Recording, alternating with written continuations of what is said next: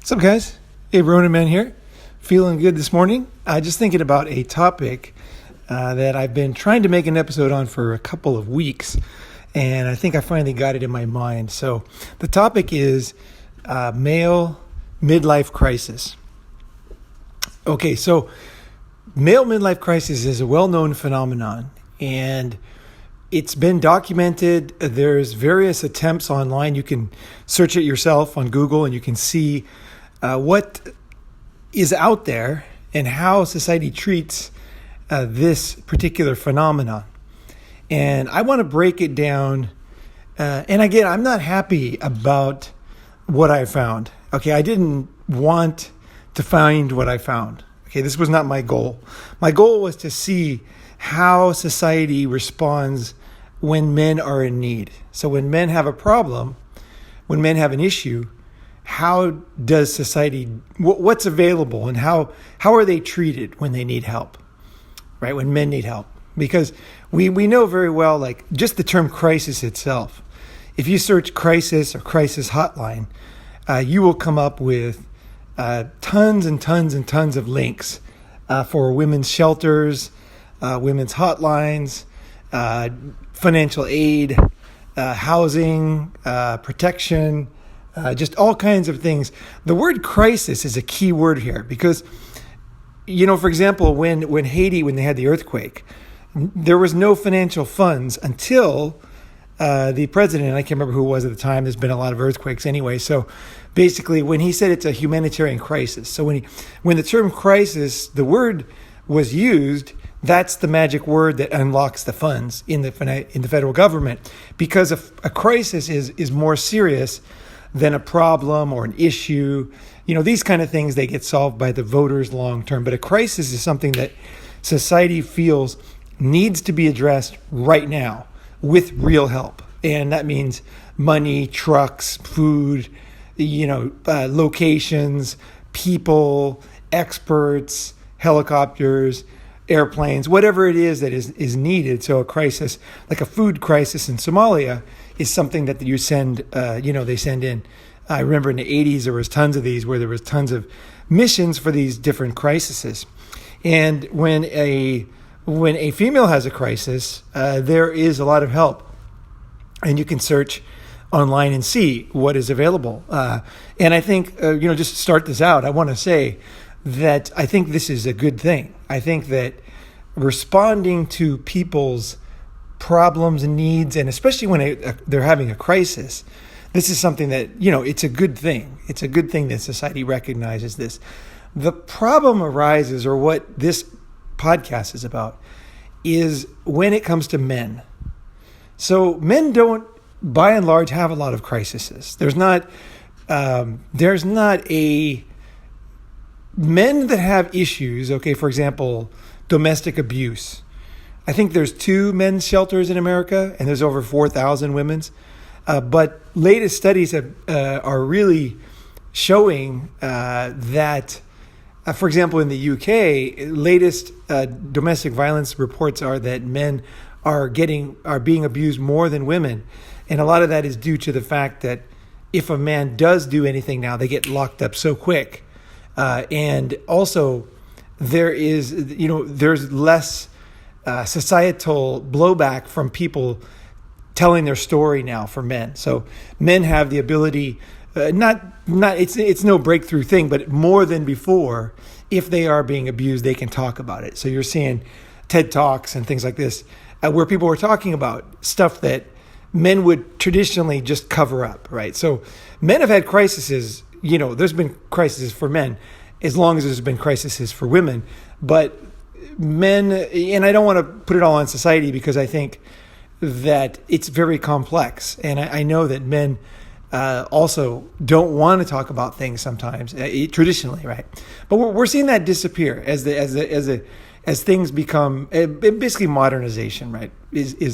We're seeing the false identities dissolve, and we're seeing more like the real people stand up. So you can see this in, like, for example, the Catholic Church sexual abuse scandal of boys. By and large, this is it's a crisis for boys because so many boys were abused by Catholic priests.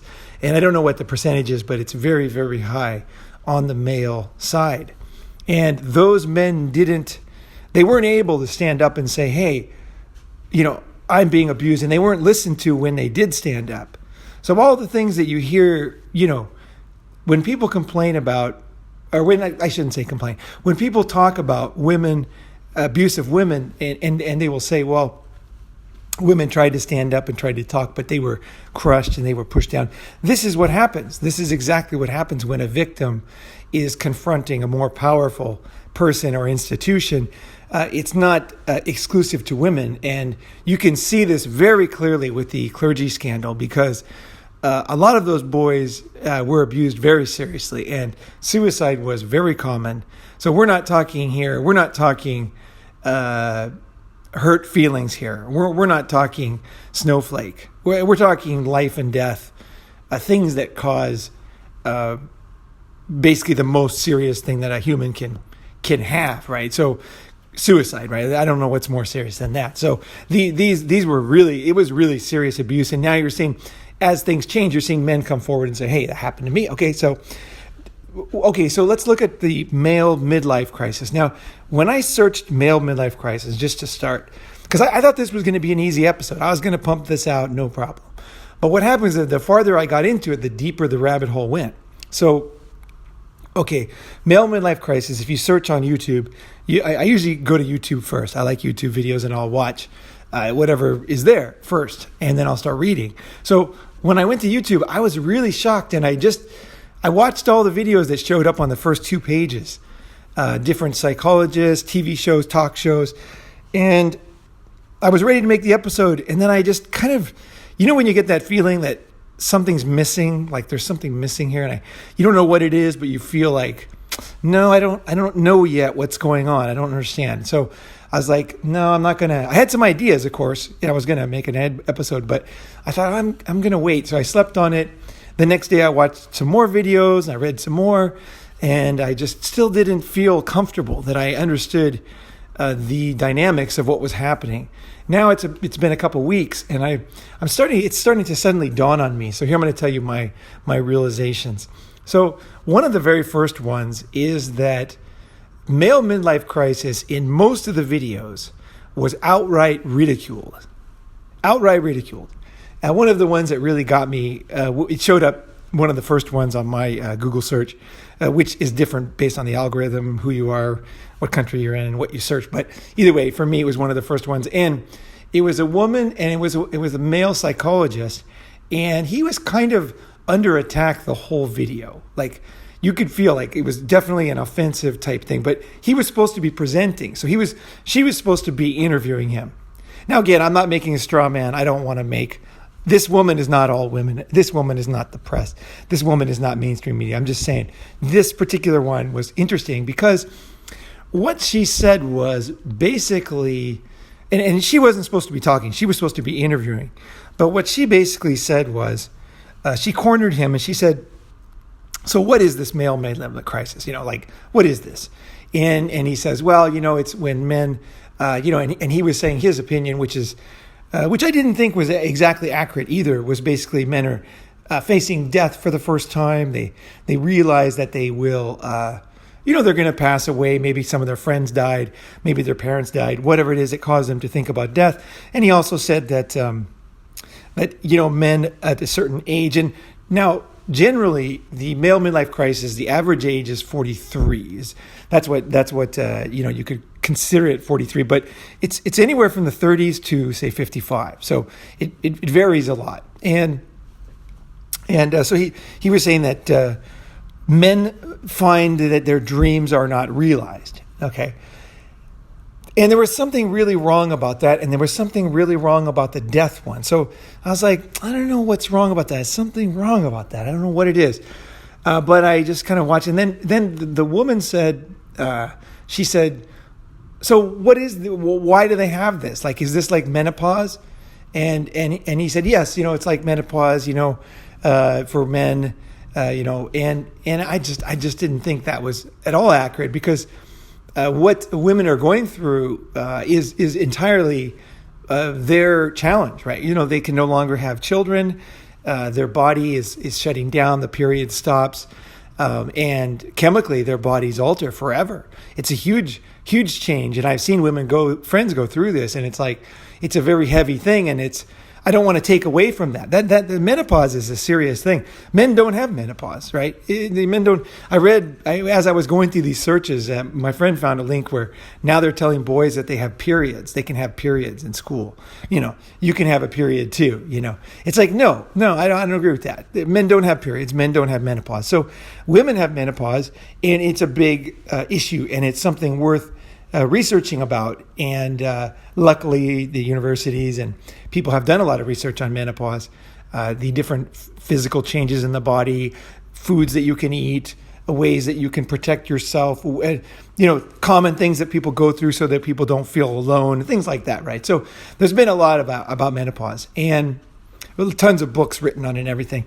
And it's taken very seriously, and it's taken as a kind of rebirth and a chance to reevaluate your whole life and reset your priorities and, readjust things. It's like the rocket going to the moon, Apollo, whatever it was, 11 or whatever, the first one, it changed tacks like 100,000 times or whatever as it went towards the moon, right? It made these little adjustments. So that's what they were talking about with your life kind of thing. And it's good, right?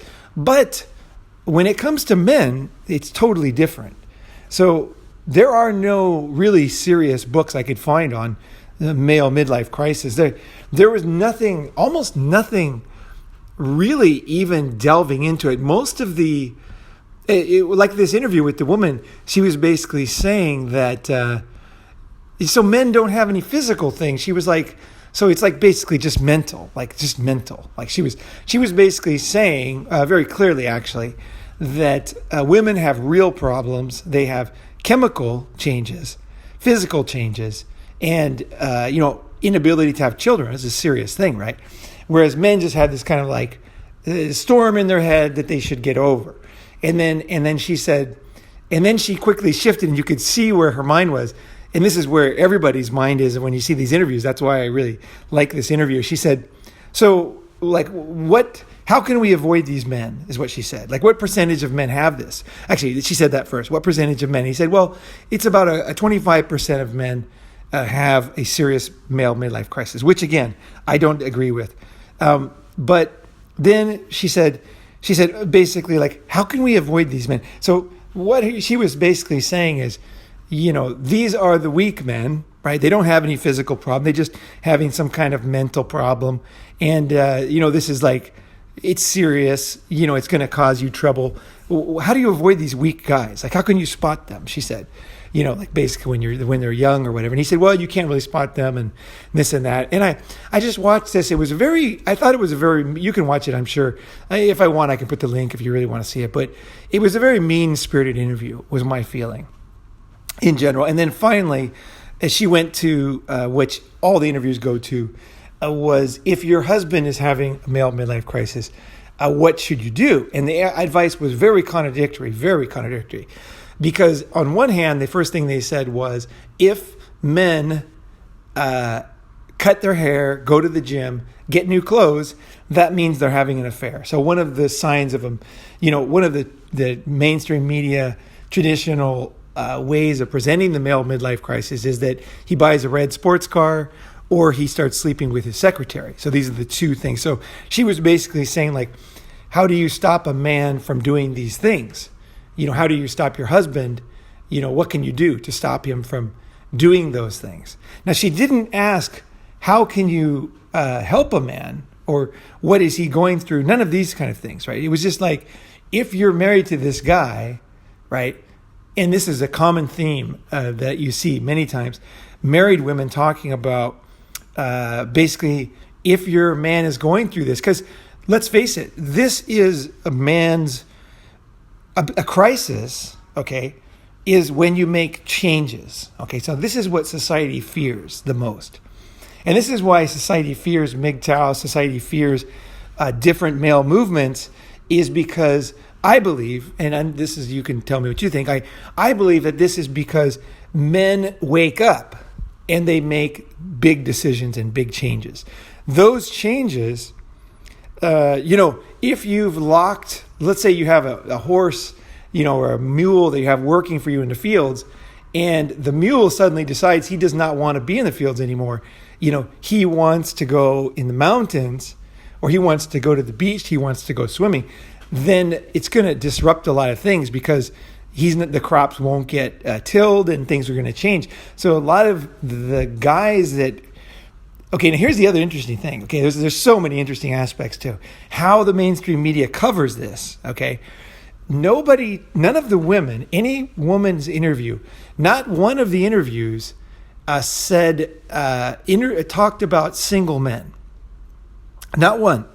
So just like I personally noticed that no female painters paint the male body in any erotic sense. I kind of noticed that on my own. And I was like, holy moly, as I went through old art, it was always somebody who was gay, or it was it was always a man, or it was a female body, never a male body.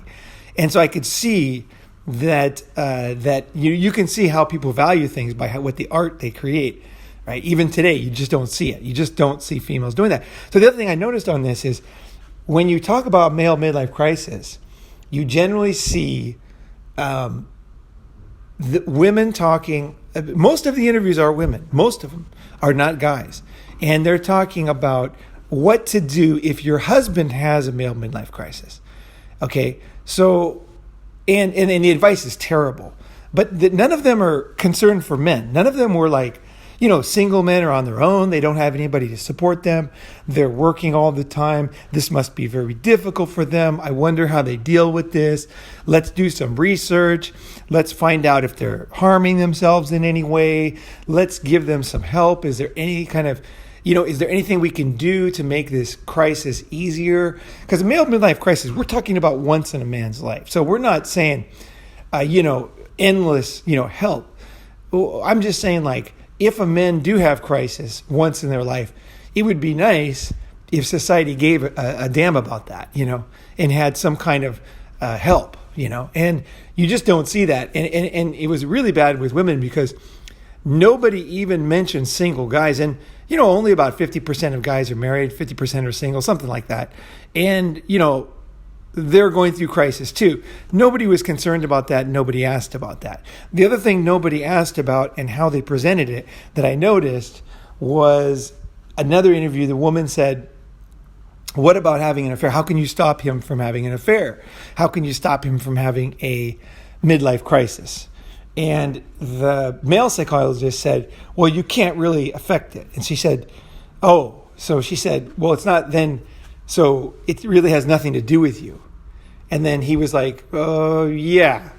And then she was like, okay, so it's not your fault. So if he cheats, that's his decision. It has nothing to do with you. And he was like, yeah. I mean, I don't know what he was going to say.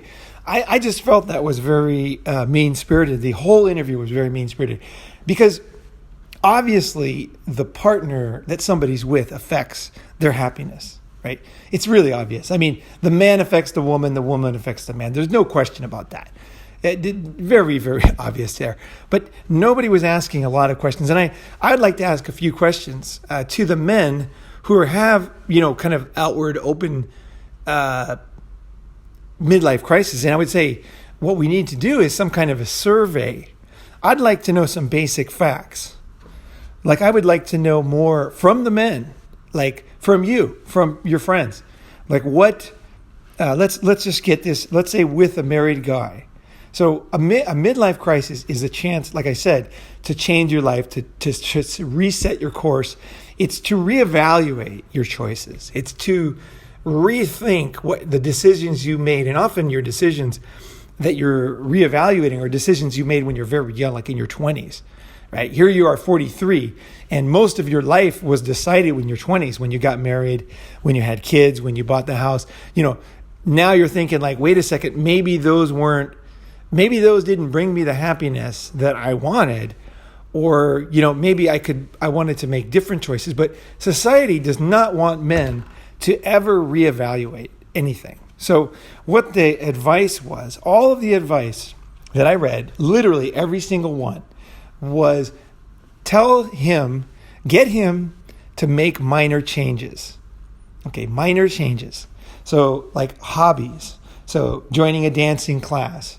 Like it was basically like small things to keep him occupied. Get him like a child. Like when a child wants a candy bar, you distract the kid and say, hey, look over there, or you tickle him or something, and then the kid forgets about the candy bar.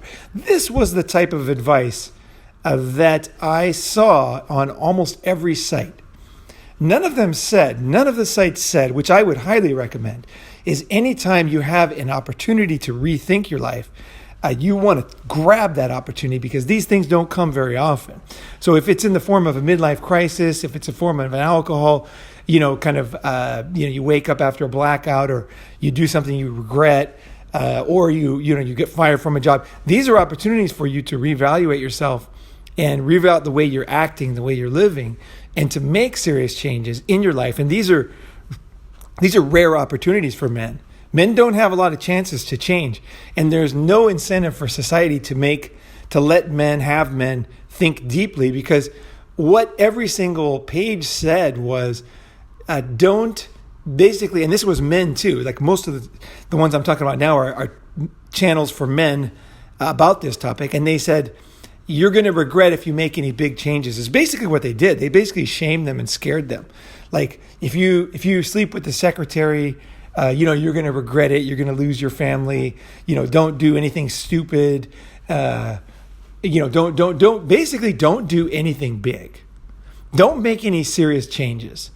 Just make minor changes was all the advice from every single site, men and women, that I saw on male midlife crisis. Now, this is not to contrast this with how advice for women that you get. If a woman is having a crisis, so she's not happy in her marriage, that's often the reason why a male would have a midlife crisis, is he realizes that the choices he's made, so his career, where he lives, his choice of relationships, is not making him happy, and that he's starting to see that this is not what he wants, or there's some kind of he's uncomfortable with something. He wants to make some changes. And so when a woman wants to make changes, you see everybody saying, like, the big options are open, basically, like all options on the table. Do you want nuclear war? Do you want this? Do you want, if do you want to become lesbian? Whatever. All these things are very commonly discussed for women. It's never like, women are not poo-pooed.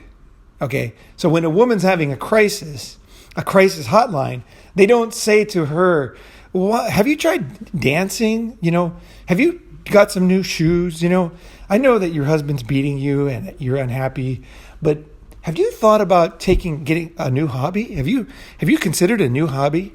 As she's crying, and hear crashing things in the background, it's like, no, that's not the way you handle a crisis. A crisis is a deep thing. It's a heavy thing. It's something to be taken seriously. And men also have these things, and these are not signs of weakness. What these are, okay, and I want to totally reframe this.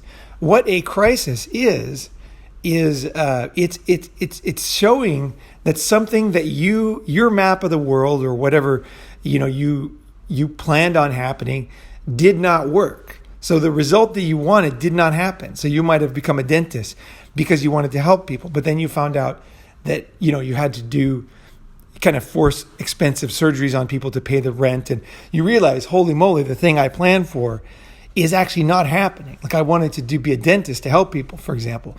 But when I become a dentist, it's like all about money, and I'm not able to do a lot of the stuff I wanted to do. I envisioned myself going to Africa and volunteering, helping people for free. And, I had all these ideas, for example, and then you realize, holy moly, it's not the way, the map that I had, the plan that I had did not occur the way I wanted it to.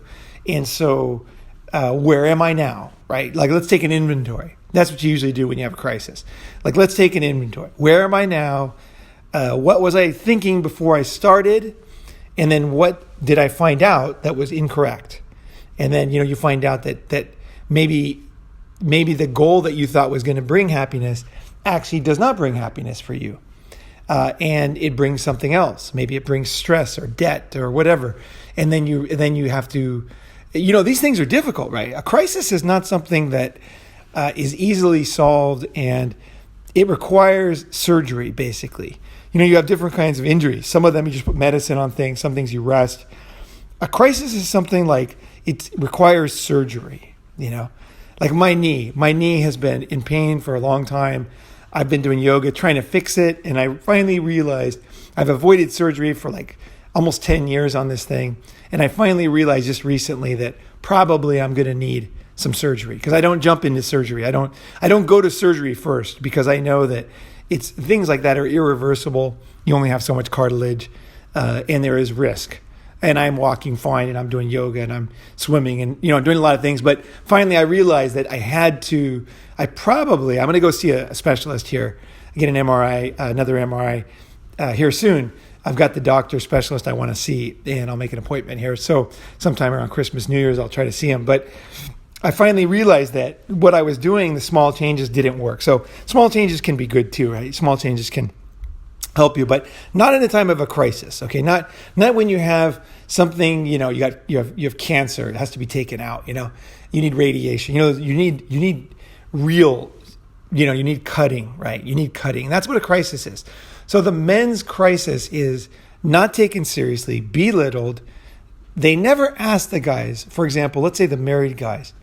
Every single article I read, and I'm like talking like everyone, they said, if the man has an affair, it's not your fault. It's not your fault. It's not your fault. It's his fault. It's his choice. It's his breaking of the vows. Now, that is true. Okay, absolutely.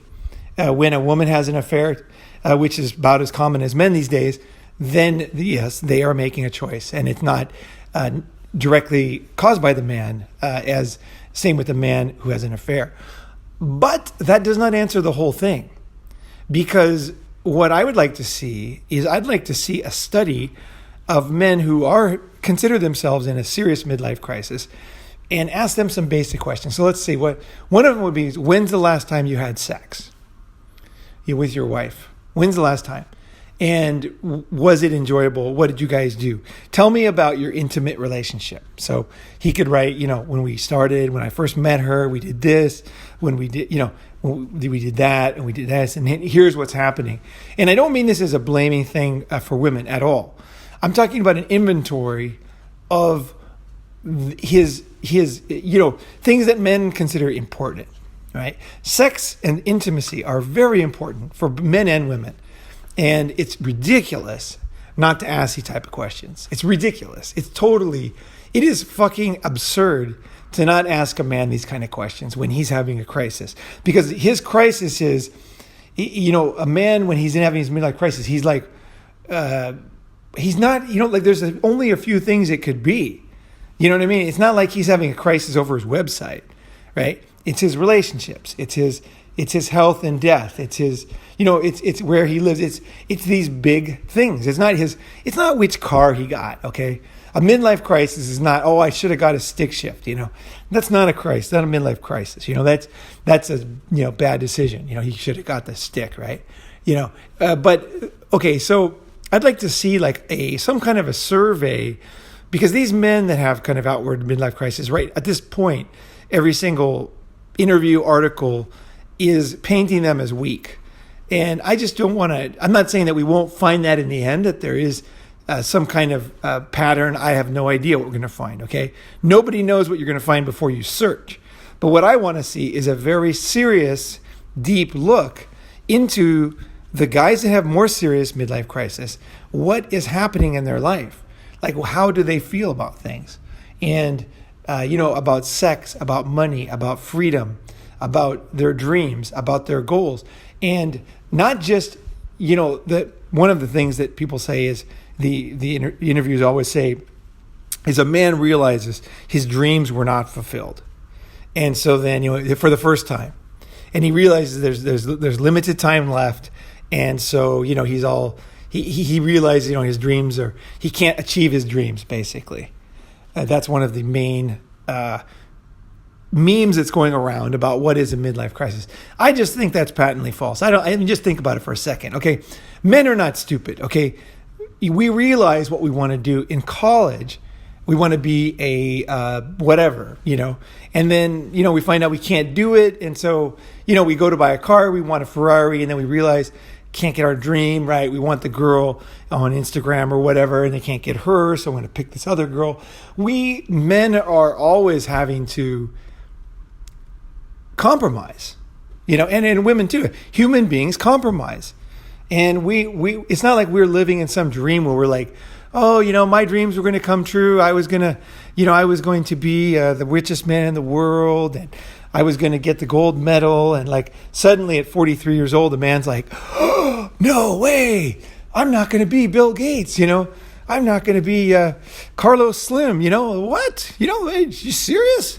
That's terrible. I feel terrible about that. I'm going to get all depressed because I don't have the richest. I'm not the, it's like, come on, guys. Guys are realistic the whole time. I mean, there might be some kind of a awakening that something deep has not happened and might never happen. Of course, this could be part of it. But I would like to get into that more deeply and really what that means. And just sometimes, when you're having a crisis, when you're having an issue like this, it just talking about it sometimes helps you to kind of process the emotions that are coming along with it.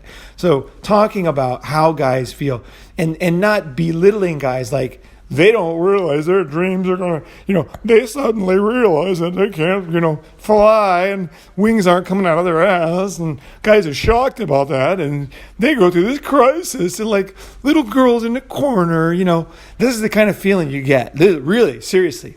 This is what you get, boys. This is what you're getting from society. You need to reject this. You need to reject this because this is all around you. Every TV show, every song, every interview, every, podcast, everybody's telling you that your once in a lifetime crisis is a total joke.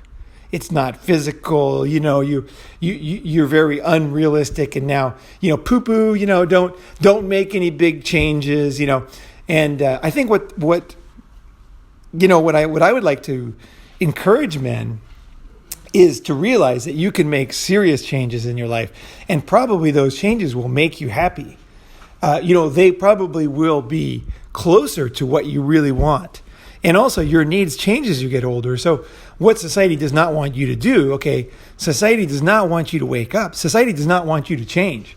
Society does not want you to suddenly realize at 43 that you're not happy in your relationship. They don't want you to do that.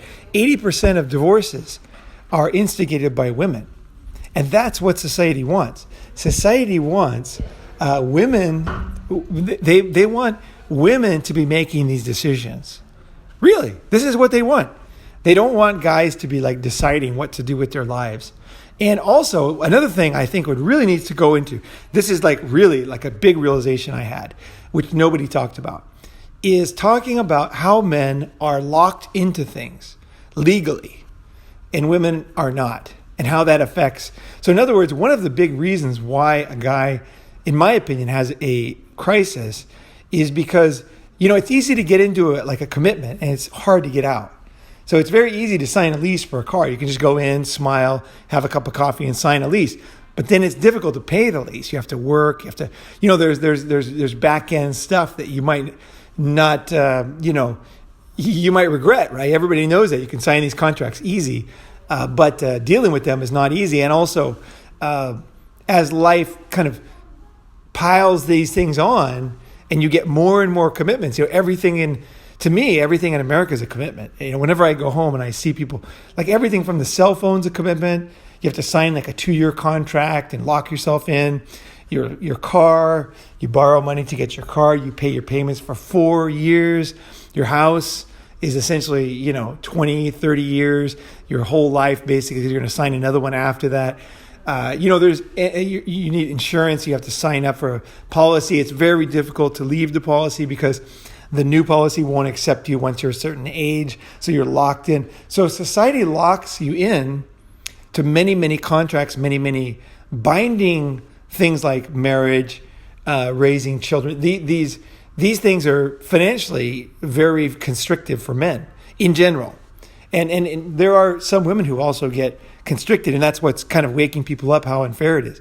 When men got screwed, nobody cared. But now that there's some women paying child support, you're seeing people suddenly say this isn't fair, right? So this is exactly what I'm talking about here. Exactly. Is men are not taken seriously. Men's issues are just totally like, whatever, he's fine. He's a wimp. How to find strong guys who don't outwardly show they're having a midlife crisis, right? How ridiculous is that? How ridiculous is that? How long do you want to play that game where you're this guy who covers up all the things he's going through? Just to make everybody happy around you. It's like, meanwhile, you're missing opportunities to make big decisions. I say go deep, do an inventory, take your time, and grab on any of these things. It's like when you make a change, it's like it's an awakening. It's a Buddha under the tree. The Buddha sat under the tree, and what he did was he meditated and he let all the demons come through his mind. So every demon that told him he was wasting his time, he's making a mistake and he's doing this, and then he just sat there and he meditated through these, let them go through his head, and he finally realized, that he's in the moment, right? And that's where life happens. So a lot of it is just sitting there and letting yourself write, talk, think, and then realize what's going through your mind, and then wisdom will come after that. So for men, if you're having a crisis, if you're having and a lot of guys, let's face it, they come to MGTOW because something bad happened, okay? Something specific happened. They got divorced. Whatever it is, there's something specific happened. And then they realized, holy moly, I need some help. I need to work on this. Well, what's going on here? I'm not happy. Something's going down, man. Something's going down. So I'd like to see more men supporting other men and research on this, because society just is not going to do this for us. They just want us to stay the same. And I would also like to see a lot of research into single men who are having some kind of a crisis and what they can do, how you can help your friend who's going through some kind of a crisis, a personal crisis, right? So look for ways that you can help yourself, you can understand yourself, and look for ways that you can help your friend. And unfortunately, we're surrounded in a world by a society that basically laughs at any man who has a problem, essentially. And this is not conducive to living a good life. It is not.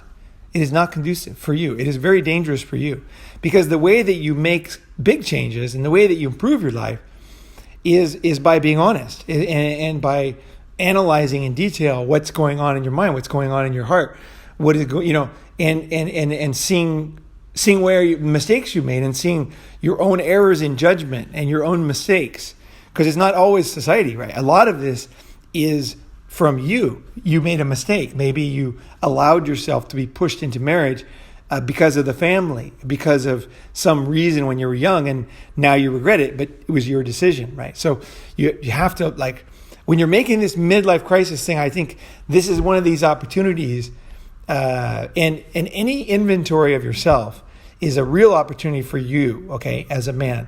So what you need to do is don't retract, don't embrace the things that you did wrong and the decisions you made that were incorrect. Don't beat yourself up. You want to get in and find out, because your life in the end is your life. The decisions you made are your decisions. So you need to go in there and find out. Now, of course, there's situations that you can't control. Getting cancer, being born, dying. These are things that, they were not your decision. There are things that affect you greatly that are not your fault, not your decision. And so that has to be in a separate column, right?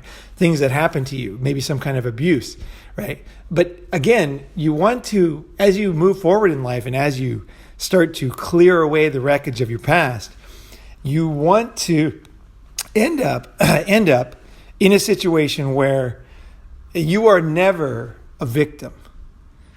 I am never a victim. Never. In the end, I always learn from everything. I learned from my father. I learned from school. I learned from my knee. I learned from relationships. I learned from every single thing. Failed businesses, successful businesses. I learned from all these things. And I start to see my own mistakes. And I start to see that I was overly optimistic, or I didn't do my research, And that is something that it's not fun to realize that, or I bit off more than I could chew. I'll give you one example. When I was headhunting, I was making a lot of money and I was getting very confident. And so I took a job in investment banking, real estate. And so here I was working on commission, straight commission, going to work every day, wearing a suit, selling like very expensive buildings. And then I had my headhunting company going with a couple guys working for me. Then I started manufacturing toys in China and selling them in Japan. So I had like 3 businesses. One took up 50 hours of my week, at least 60 hours. The other one was very much of a headache to manage. And the manufacturing business was incredibly complicated and expensive. I ended up losing an enormous amount of money on that manufacturing business. Now, I don't regret any of that because I learned a ton from all these things. But what I realized when I look back, I realized that I can't do 3 businesses at once, okay, for one. I realized that the toy business, which it was a combination, it was even worse than that. It was complex. It was a combination of pets and toys, okay, it was a long story. And so I had live, 30,000 live animals in my house in Japan. I had, they're little, right? They're little. And then I had all these toys that go along with them. And the kids would buy these sets of toys and pets, right? And so, I had all this going on at the same time. And I totally didn't talk to anybody about, I never had a manufacturing company before. It was my very first one.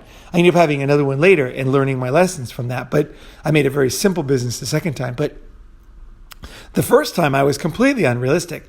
I had a warehouse that cost me $5,000 a day to store the stuff that I was doing.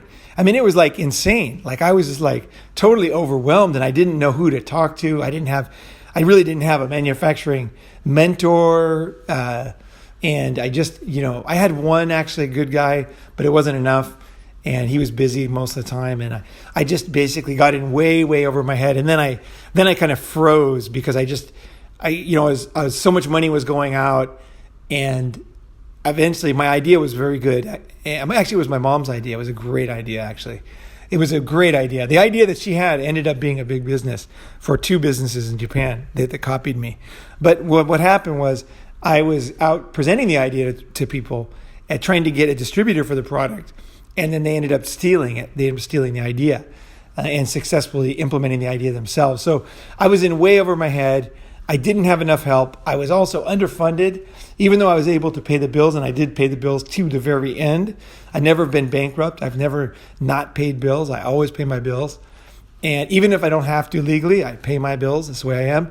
And so I did that, but, I can be proud of that, but not really proud of the way it happened, and definitely not proud of the way it turned out. And also now I see that I had a big opportunity if I would have taken that money instead of losing it on that business and investing it in something in China, which is I went to China after Japan. So that would have been a much better decision for me. But I made a mistake. I got in over my head. The business was too complex. I had too many businesses at once. I didn't have enough mentors, and I was underfunded. So I learned all these very valuable lessons. And now whenever I think about a new business or I hear a business, often I hear myself in them. So when new entrepreneurs come to me, they always say, hey, I'm going to start this really complex business. We're going to do this and that, and then this is going to happen, and that's going to happen. And I can see myself in them. I can see like that kind of optimistic guy who thought he could do these 3 businesses at once. And I just decline on investing or helping or whatever. I'd be partnering because I can see where that entrepreneur has not learned his lessons yet. And I'm not out there. I will offer my opinion if asked. But usually when most people are in that mindset, they're not really looking for opinions. They're basically looking for people that are going to validate what they want to do and give them money, generally, or buy their stuff if they're presenting to a store, right? They don't want to hear the problems. They don't want to hear your experience. they're different and they're going to do it themselves. And that's fine. That's totally fine. But I can spot that because I did that, right? So this is the type of thing that you want to do when you go with your inventory, when you have any kind of opportunity, whether it's called a midlife crisis or whatever you call it. It's a chance to see yourself from another angle. It's a chance to reevaluate the things you've been doing and if they're working, and then to look at the landscape fresh with a new fresh eye, and then decide what is the best decisions for me at this age, with this amount of money, in this location geographically, looking the way I look, having the skills I have, physical body, abilities, friends, your characteristics. You're analyzing everything very honestly, and you're saying, if I could look at myself with fresh eyes, what would I recommend to this human being? If I was advising this kid who was yourself with these skills or with these abilities, what would you advise him? What would you advise? That's one good way to look at it. Once you've kind of got your inventory out, don't look at it as yourself. Look at it as another person, and try to give advice to that other person. Like, what would you, if you were very loving, the uncle, and you were going to advise somebody about these things that is actually your own life, what would you tell this person? What would you advise this person? How would you advise this person? Take yourself emotionally out of your own self and see yourself from outside. So you're looking at yourself on the desk and you're kind of floating up in sky, kind of like the Christmas story. Ebenezer Scrooge, right? He's looking down at his life. That's the way you kind of want to do it, which is an apt way to end this podcast. Christmas is coming up. And I want to say the MGTOW World Summit's coming up, 2019, February 2, 3, 4. Book your flight. I'll put the link in below to register. It's going to be freaking awesome. I'm going to start posting some videos from last summit, but I didn't post them, and the reason is because the recordings were not good. We didn't do a great job of recording some of the stuff. So I'm going to correct that. So in this new, with this new summit, we're going to make sure that everything is recorded very, very well. And we're going to retest and test the equipment. And so that other guys can also gain from that. And also the guys who are at the conference, most importantly, who are going through stuff, who are really willing to change, willing to go for it, is other people can kind of join in on your issues, right? Your things, right? What's going on with you, right? Other people can, this is what I love about the community, is like, if you look at the comments, people will try to help each other.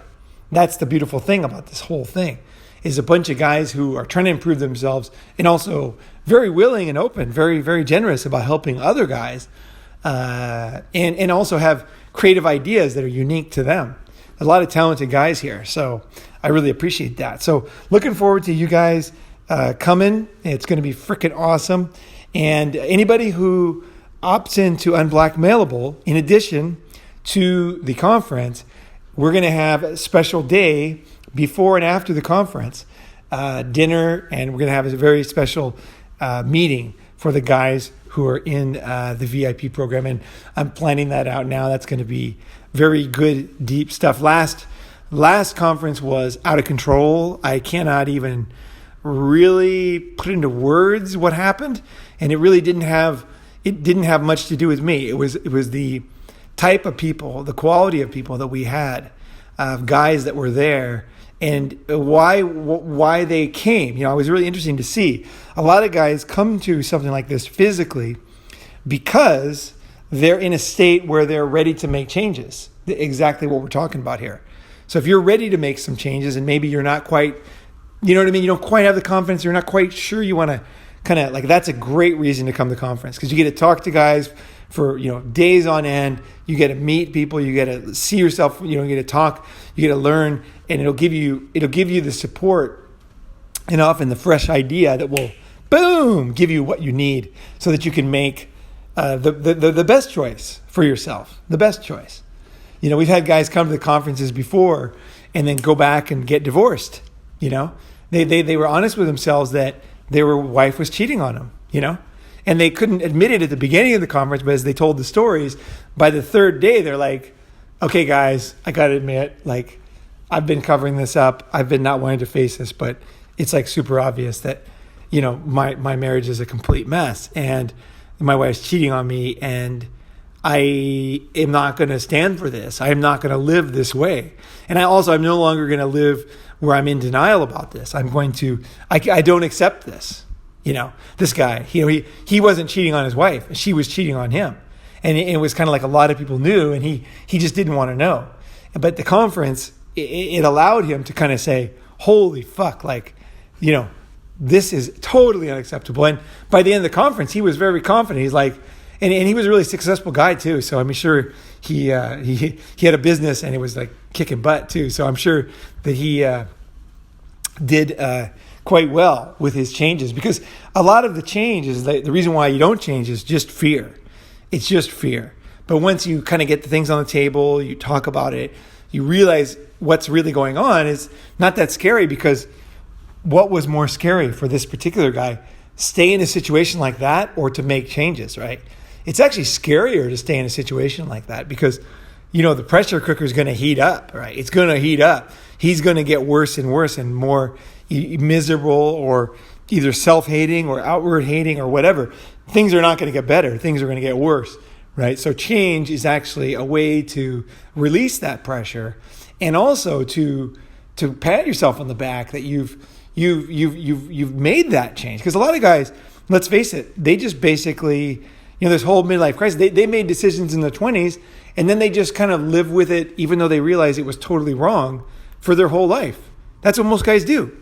That is most guys' lives, is the bad decisions they made in their 20s based on totally misleading information and just unknowns about themselves and about society and how they would feel. They had no idea about anything. They made these heavy decisions, and then they feel they could never change, and they never, maybe they didn't get the outlet to change. But either way, I'm saying right now that if you're on this channel, you can change, and you will change, and it will rock. It will fucking rock. In the end, your voice will come back, and you'll realize that you're a fucking man, and you not just make changes, but make smart changes. Make fucking smart changes. And there's a lot of people out there who are not looking for your best interest, and you need to look out for yourself. At the same time, I'll just say this last, is a lot of guys realize that they care about other people, and so they want to make sure that the decisions they make, they impact people in the nicest way possible, right? They're not out to hurt anybody. They're realizing deep internal issues, fissures, things that didn't realize, and they're making a new course. And it's not it was a lot of it was, like I said, it was their own judgment, their own decisions that led them to that, and they realized that. And so it's not like with vindictiveness. It's more with like confidence and like assuredness.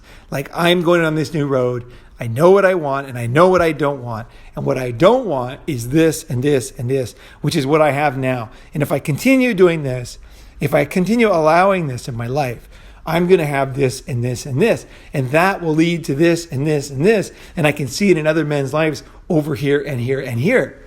And I do not want to go down that road. And I do see that other men go down a totally different road. And I can do it. I can go down that road.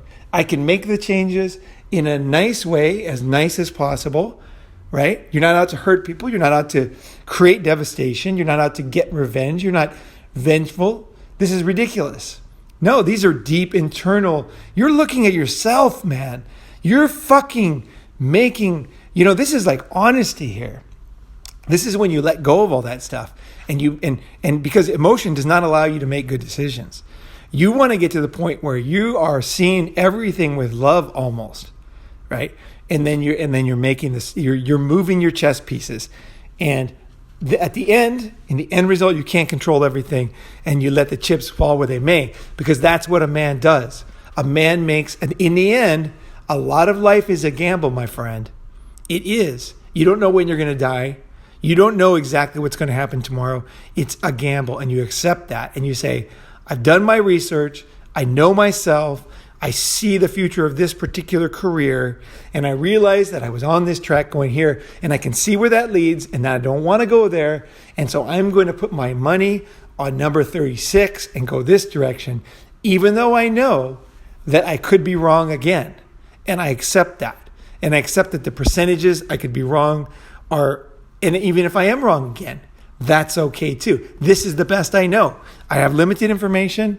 I'm going to make a decision and I'm going to go with it. And here's what I'm going to do. Here's how I'm going to prepare. And here's what I think is going to happen. And then that allows a guy to later, you can reevaluate and you can say, was I correct? Am I getting what I expected? Is this turning out the way that I thought? And this is a beautiful thing because you now have, because you've made this rational decision, you've thought about it, you've put it on paper, and so as you go towards it, you kind of have somewhat of a timeline where you can see if you're reaching towards that goal.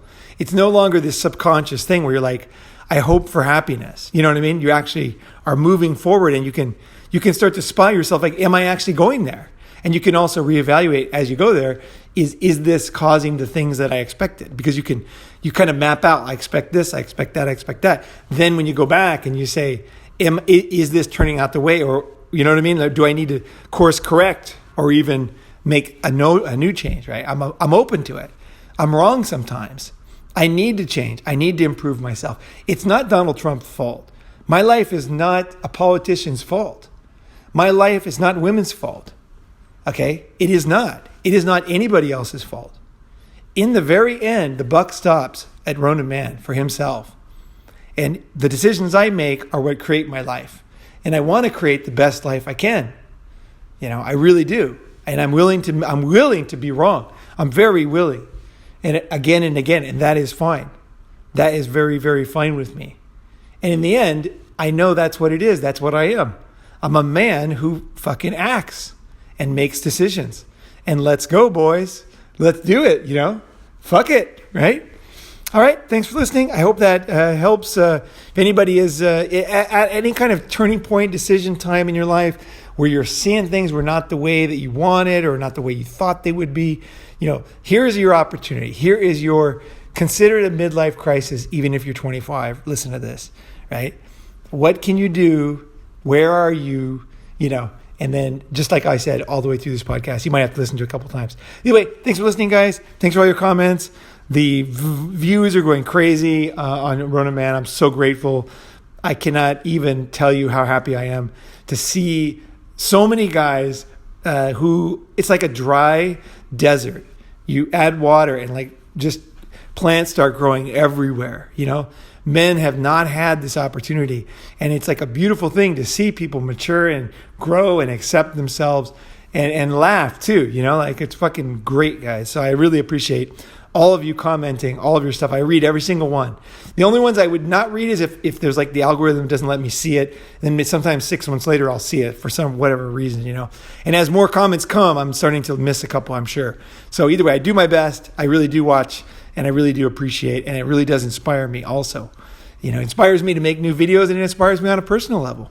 Seeing you guys do things inspires me to do things, okay? It's a back and forth. I really fucking got to say thanks, guys. All right. Ronin Man signing off.